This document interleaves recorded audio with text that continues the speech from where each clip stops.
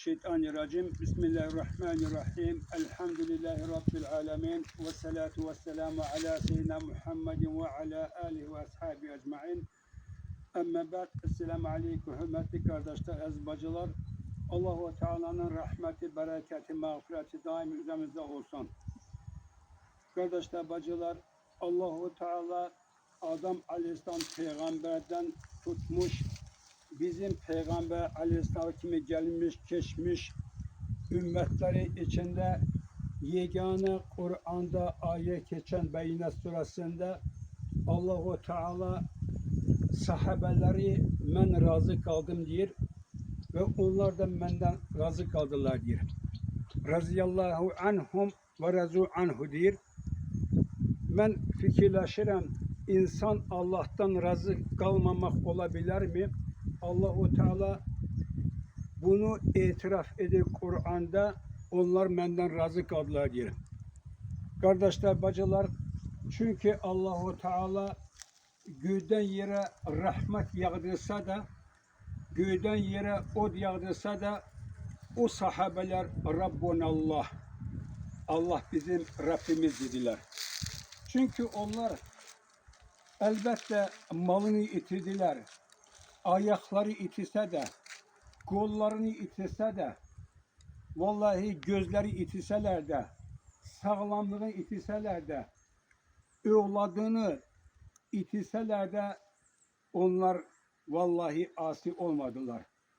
Allahu Teala ona göre onların razı kaldığı ve asi olmadığı ve ahirete olan iman onların bu dünyada teselli taptılar, sabir taptılar ve Allahu Teala razı anhu dedi. Kardeşler, bu sebebi aynı olan insanlar, elbette onlar da göğden düşmüş melekler değildi.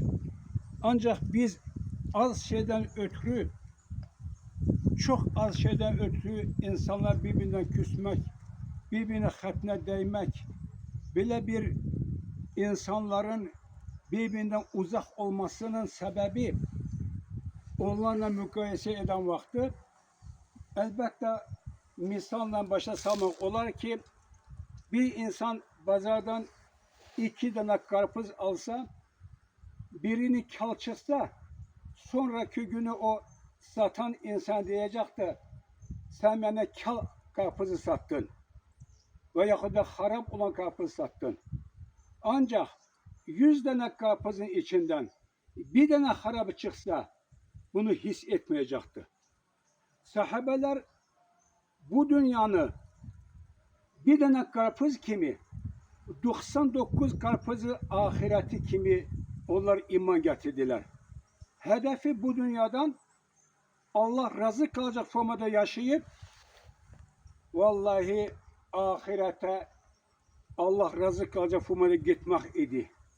Ona göre bu dünyanı o insanlar 100'de 1, yani 100 karpuzun içinden bir karpuz kimi gördüler.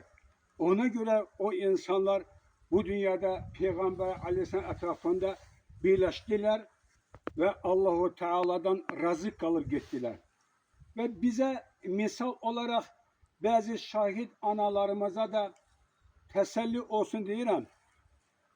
Sümeyye radıyallahu anha Medine'de yaşayan müşriken bir kadın edip sonra İslam dini kabul edenden sonra onun 3 oğlunu, hansı ki Ebu Bekir sahabe anhu halife olduğu zamanda Musaymetul Kezzab diyen, özünü peygamber adlandıran Yemen'de müşriklerin bir koşunu üzbeüz Peygamber Aleyhisselam'ın İslam koşunu ile bir savaş oldu. Ve o savaşta Allah-u Teala'nın kömeğiyle Müslümanların az olsa bile galip geldiler ve hemen savaştan Sümeyye radıyallahu anha gelen insanları karşılamaya Medine şehirden çıkıp gözledi oğlanların yolunu. 3 tane oğlunun gelmediğini görün bir soruşmaya başladı ki ey sahabeler diyor, benim 3 oğlumundan haberi sorağı yok mu diyor. Herkes diyebilmedi ki Sümeyye, senin oğulların devletini, dinini korumaktan ötürü şehit oldular. Çünkü İslamiyet'i kabul edince evvel bir oğlunu itirmişti. Ondan ötürü Medine pazarında üz gözünü cırmaklayıp bir ay ağlamıştı. Vallahi bacılar, kardeşler, Ömer Ashab radıyallahu anh'ı Sümeyye radıyallahu anh'a haberi çattırdı ki, ya Sümeyye diyor, senin 3 oğlun diyor, Musaymetul Kezzab ile o Yemen'de olan savaşta diyor, şahit oldular diyor. O vakti Sümeyye radıyallahu anh'a diyor ki, Allah'ım diyor, sana şükürler olsun diyor. Ey Ömer diyor, ne için bile güzel bir müjdeni vallahi benden diyor gizlediyse diyor. Allahu Teala'ya şükürler olsun ki diyor, beni kıyamet günü hesaba sorgu suala getiren vakti diyor, 3 evlat anası, şahit anası olarak diyor, beni getirecek diyor. Bile bir imkan kime? Allah-u Teala'da kısmet ola diyor.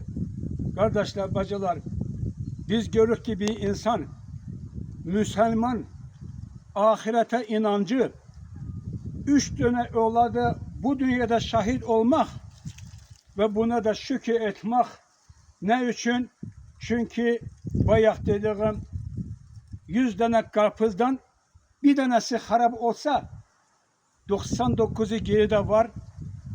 Bu dünya elinden çıksa da en yakın insanı Allah'a aprasa da evlatları itilse de ahirete ona inanç. Sümeyye radıyallahu anh'a Allah'a şükür etti ki Allah'ıma şükür olsun, şehit anası olarak 3 tane şehit anası olarak ben diyor Allah'a Teala sual edecekti diyor. Ümit ederim diyor. Böyle bir evlat anasıyım diyor ve onlarla birlikte diyor cennette Allah Teala bana eder diyor.